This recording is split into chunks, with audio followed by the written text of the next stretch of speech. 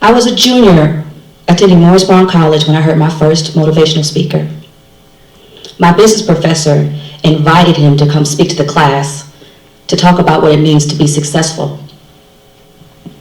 After a brief introduction, he rose from his chair, appearing larger than life, with a glowing smile and confident presence. As he walked toward the class, he paused, as if in deep reflection. He asked us, "Has anybody ever heard of the chicken and eagle story?" We all shook our heads puzzled. He began this riveting tale saying, "Long ago in a land far away, an eagle egg fell from the nest. A mother hen who was wandering away from her farm stumbled across the lost eagle egg. When she brought the egg back to the farm, the other hens shook in horror.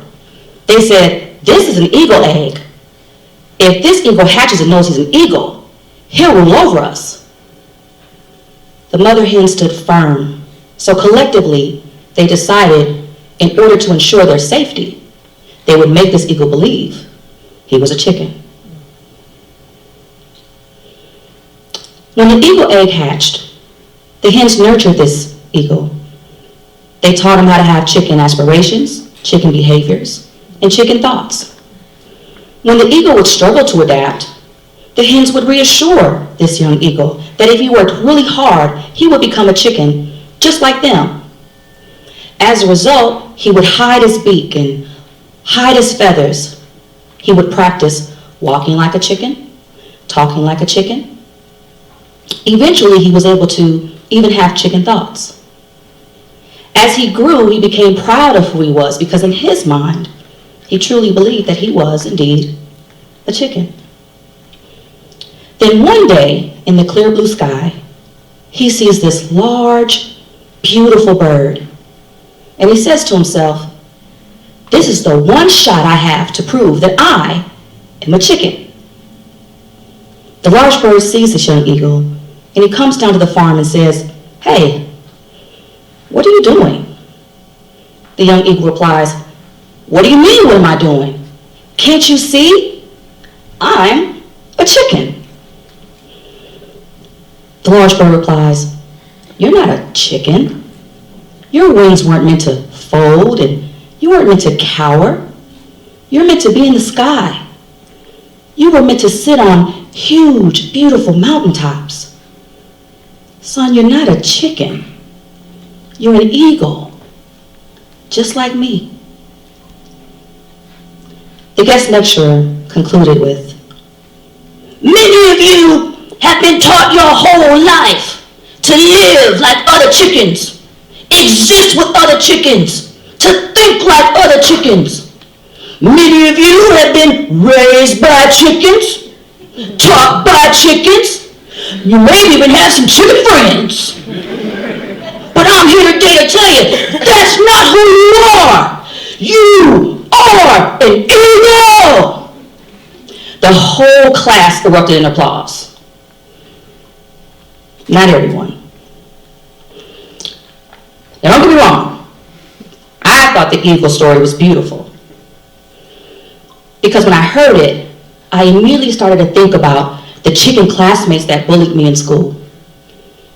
It made me remember the chicken neighbors that told me my dreams were way too big. Then I started to recall the chicken relatives that told me when I was young I wouldn't amount to anything. But I wasn't buying this chicken and eagle story. So I raised my hand and I said, "Sir, I'm originally from South Central Los Angeles. And what that means is you're a witness to war in the streets. Young men lose their lives to gun violence. And even innocent bystanders get killed from being at the wrong place at the wrong time. Helicopters that shine down on your house, drive-bys, neighborhoods surrounded with yellow caution tape with covered body bags. That's my normal. People reduce themselves to a life of crime because they feel like they don't have any options. You have families with generations of dysfunctional drug and alcohol abuse. After a while, the pain, fear, and grief, you become numb to it. I'm the first in my family to leave for college, and if I succeed, I'll be the first in my family to graduate. I appreciate the words of encouragement, but since I've been here, I've had no idea how to escape my past, let alone believe I can fly. He listened to me closely, and as he smiled, he gave me advice that would stay with me for the rest of my life. He said, "You are not your mother or your father's choices. The essence of who you are is not where you come from. You've been given an opportunity at this place, at this time, to make whatever you want to make out of your life. How you do that is entirely up to you. But your story is not a continuation of their story. You can break this cycle." This would be my first lesson. Let go of your past, change your mindset. But how do you change a mindset? How do you get past and adjust years of trauma, fear, doubt, all you knew to be true? You must first recognize you need to change how you see yourself.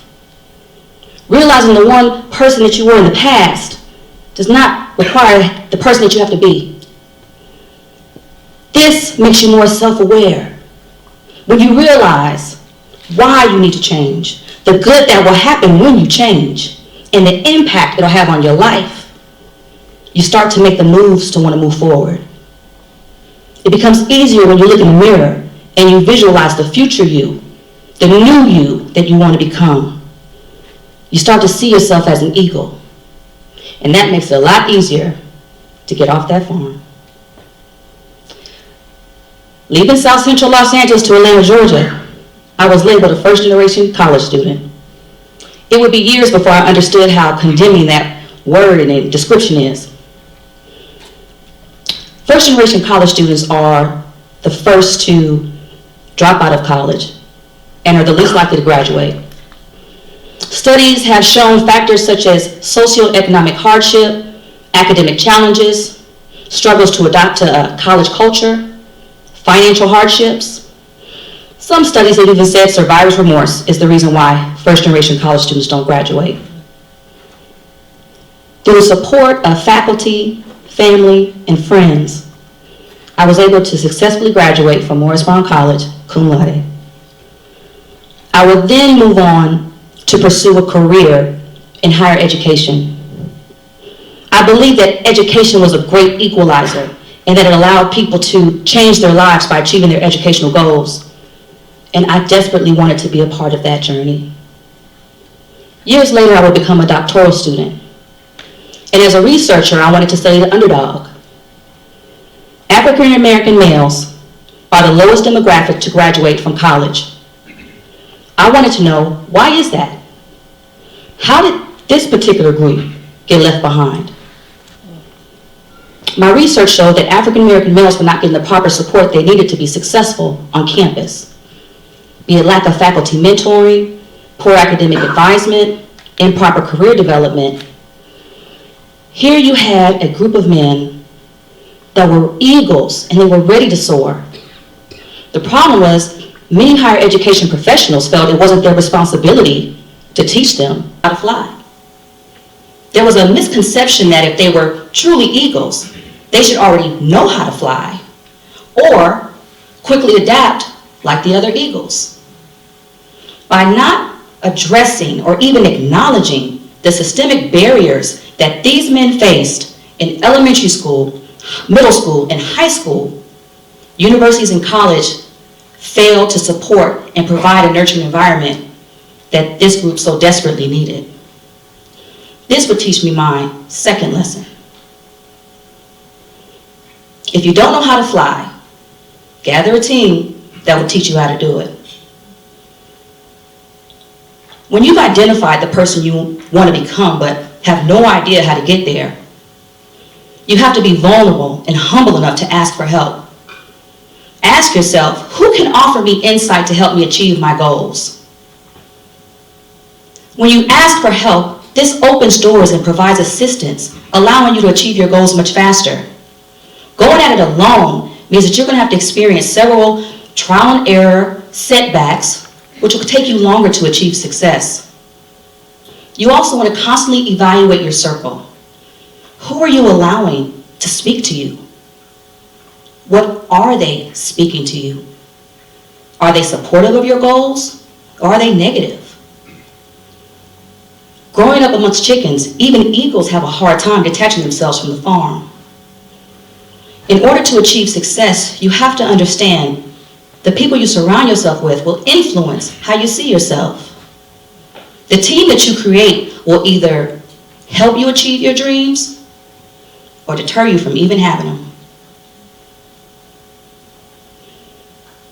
My third lesson comes from a more personal experience. My husband and I have been together over 22 years.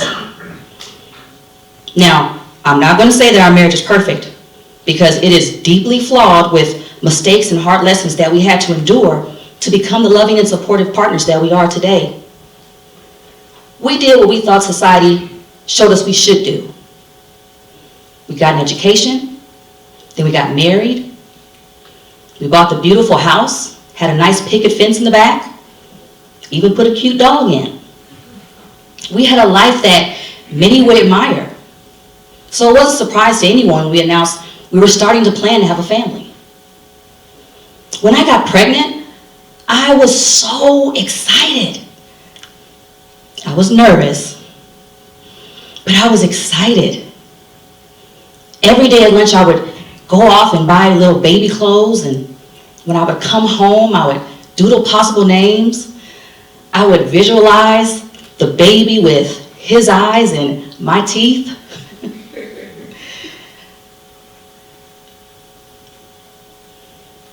At 4.5 months pregnant, I experienced extreme cramps. Panicked, my husband called 911 for me to be rushed to the hospital. When I got to the hospital, the doctor put a sonogram reader on my stomach, and he couldn't detect a heartbeat. He assured us that everything was fine. He said the machine was faulty and that they were experiencing some problems, so we should wait in the room with the nurse, and when a new machine was ready, he would bring the machine back and check on us.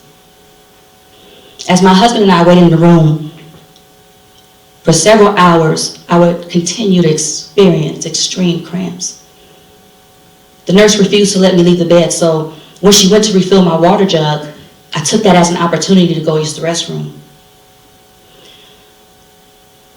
What I didn't know at the time is that I was in labor. When I went to the restroom, I delivered our baby. I called out to my husband, and he came running, and he wrapped his arms around me, and he said, "Close your eyes." And he screamed for the doctors to come and help us. As my husband held our baby's lifeless body in his arms, all I could do was just stand there and cry. On that evening, we lost our son. I was hurt. I was angry. I was experiencing grief. Out of that grief would come fear. What if I can't have any more kids? The doctors ran several tests, and all of them came back inconclusive. The doctors advised us to start right away and try again, but I wasn't ready to experience that level of grief. I couldn't imagine carrying to experience that type of loss. When I told my husband, he took me by the hand and he sat me down and he said, "Babe, it's time we have a hard conversation. We now know that you being pregnant may experience some challenges. we also know that you may even miscarry. So I'm going to ask you the question that's going to set the course for the rest of our lives. How many miscarriages are you willing to endure to get the life you want? I was so angry. How many? But then I thought to myself, how many? I wanted kids. We both wanted kids. But that idea meant we were going to incur losses. So the next day I came to him and I said, I will endure 100 miscarriages if it means we have one child.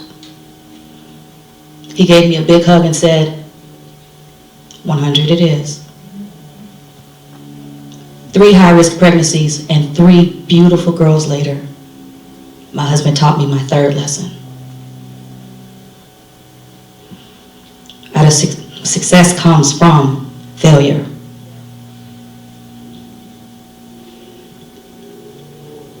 As a new eagle, when you first fly, you will fall and you will fail. You will fail because you have made the decision to go on uncharted territory that you've never known. Your conditions will change. The challenges that you face will cause delays. You don't know how to fly, so your flying will look crazy. You're going to go circular. You're going to go sideways. You're going to go backwards, up and down. You're going to doubt yourself. Wonder, did you make the right decision to leave the farm? When you're up in that sky, you'll have nobody to turn to. Your wings will feel unfamiliar, making this whole experience very uncomfortable. You'll want to quit because the destination terrifies you. But I'm here today to tell you to fly anyway, because you are an eagle. And it's time we recognize that you have to let go of your past and change your mindset. It's time we recognize that when it gets hard, you have to ask for help. It's time to surround yourself with other eagles. It's time to recognize it's not about when you fail, but what happens if you choose to fail and how you get up again.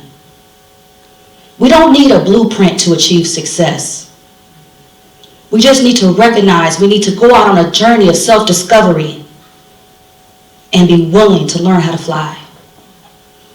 I look forward to seeing all of you in the sky. Thank you.